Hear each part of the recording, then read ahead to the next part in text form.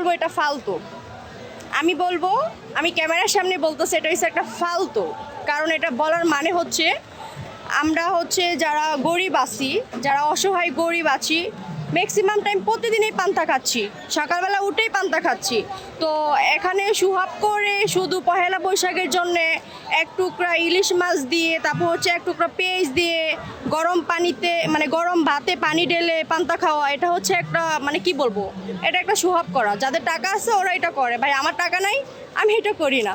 এটা এই খাবারটা স্বাস্থ্যকর, বাট আমি যেটা বলবো যে সোহাব করে খায় না, যে বছরে একবার পান্তা ইলিশ খায় সোহাব করে, এটা বলবো এটা একদম ফালতু। এটা একদম ফালতু ফালতু ফালতু।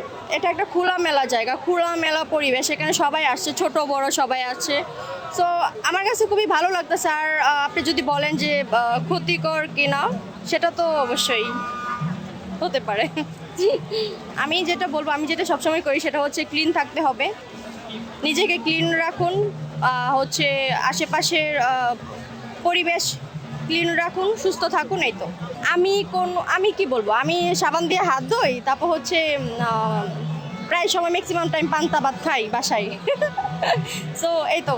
এখন রাস্তায় যদি খোলামেলা খাবার খান, আপনি খোলামেলা খাবার অবশ্যই ক্ষতিকর, অবশ্যই ঝুঁকি। হ্যাঁ,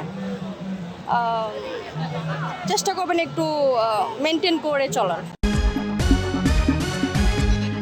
আপনারা দেখছেন অনুসন্ধান নিউজ 24 টিভি।